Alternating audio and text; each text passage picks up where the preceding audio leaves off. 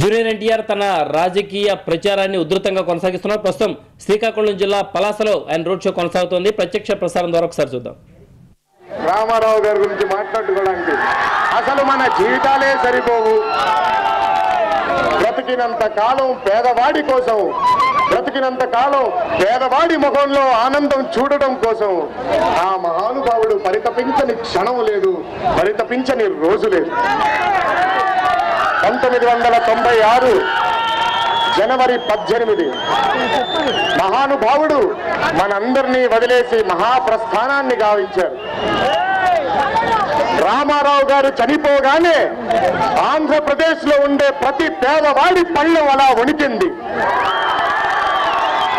అయ్యో మా అన్న చచ్చిపోయాడే, మమ్మల్ని ఆదుకునే దిక్కే లేదా అని ఆంధ్రప్రదేశ్ ప్రజానికం అనుమతిస్తుంటే కొంతమంది రామారావు గారు స్థాపించిన పార్టీ ఆయన చనిపోయిన తర్వాత అంతరించిపోతుందని కొంతమంది సంకలు కూడా గుద్దుకుంటున్నారు. అప్పుడు కానీ అలా జరగలేదు. ఎందుకంటే రామారావు గారు స్థాపించిన తెలుగుదేశం పార్టీ ముందు ఒక సినీ నటుడు స్థాపించిందే అయినా తరువాత దాన్ని మీరే మోశారు. కార్యకర్తల పార్టీ అయింది. ఈ రోజు మమ్మల్ని అడుగుతారు, రామారావు గారి వారసులు అంటే కదా మీరు. మేము కాదు రామారావు గారి వారసులం, నేను కాదు, నందమూరి బాలకృష్ణ గారు కాదు, నందమూరి హరికృష్ణ గారు కాదు, నందమూరి తారక రామారావు గారికి నిజమైన వారసులు మీరే. నందమూరి తారక రామారావు గారికి నిజమైన వారసులు పార్టీ కార్యకర్తలే. మేము కుటుంబ సభ్యులం మాత్రమే, అంతే. మరి ఆయన చనిపోయిన తర్వాత శ్రీ నారా చంద్రబాబు నాయుడు గారు అధిష్టానంలోకి రావడం జరిగింది. మారుతున్న కాలాన్ని ఆయన గుర్తించడం జరిగింది. మారుతున్న జీవన శైలిని గుర్తించి తెలుగుదేశం పార్టీ సరికొత్త పుంతలు తొక్కడం మొదలుపెట్టింది. ఆ తరువాత గ్రామాల్ని మర్చిపోవడం కన్న తల్లిని మర్చిపోయినంత మహాపాపం అని జన్మభూమి కార్యక్రమాన్ని మొదలుపెట్టారు. కోట్ల రూపాయల నిధులతో మన గ్రామాల్లో అనేక మౌలిక వసతుల్ని కనిపించారు. తరలి రండి,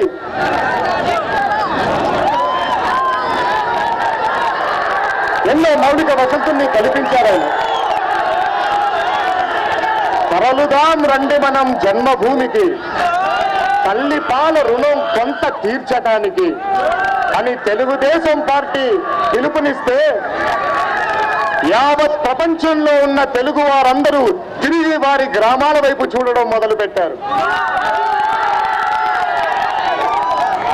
ఐటీ రంగంలో, ఇన్ఫర్మేషన్ టెక్నాలజీలో ఉన్న ప్రావీణ్యాన్ని గుర్తించి పేద యువతి యువకులకు ఐటీ రంగంలో ఉద్యోగ అవకాశాలు కల్పించారు.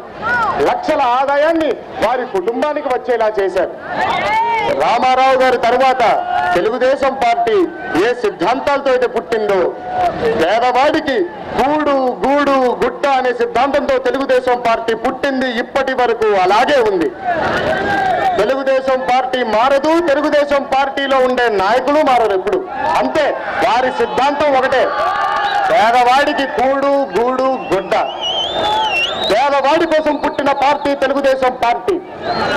రైతు చిందించిన రక్తం నుంచి పుట్టిన పార్టీ తెలుగుదేశం పార్టీ. కరిగిన కార్మికుల కండల్లో నుంచి పుట్టిన పార్టీ తెలుగుదేశం పార్టీ. పేద బడుగు బలహీన వర్గాల ఆకలి మంటలలో నుంచి పుట్టిన పార్టీ తెలుగుదేశం పార్టీ. మరి ఈరోజు ఏమి జరుగుతుంది? ఎక్కడ చూసినా పొద్దున పేపర్ తెరిస్తే చాలు, టీవీలు మొదలు పెడితే చాలు, అవినీతి అవినీతి అవినీతి అవినీతి. వాడు ఇంత తిన్నాడు, వీడు ఇంత తిన్నాడు, వాడు ఫలానా 20 కోట్లు లాగేసుకున్నాడు, వీడు ఫలానా 200 కోట్లు లాగేసుకున్నాడు. పేపర్ పెడితే ఇదే. ముందు అవినీతి, వెనక అవినీతి, కుడి ఎడమల అవినీతి అవినీతి, అటు అవినీతి ఇటు అవినీతి, ఎటు చూసినా అవినీతి అవినీతి. మరి ఇందాకే అన్నాను, మన దేశానికి వెన్నుముక్కే రైతన్నాను. మరి 6,000 మంది రైతులు ఈరోజు ఎందుకు చనిపోయారో ఒక్కసారి మీరు ఆలోచించుకోండి. ఆత్మాహుతి చేసుకున్నారు రైతులు. మరి రైతు రాజ్యం అన్నారు, మళ్ళీ రైతునే రాజుని చేస్తానన్నారు. ఏమైంది? మళ్ళీ వర్షాలు బాగా పడ్డాయి అన్నారు.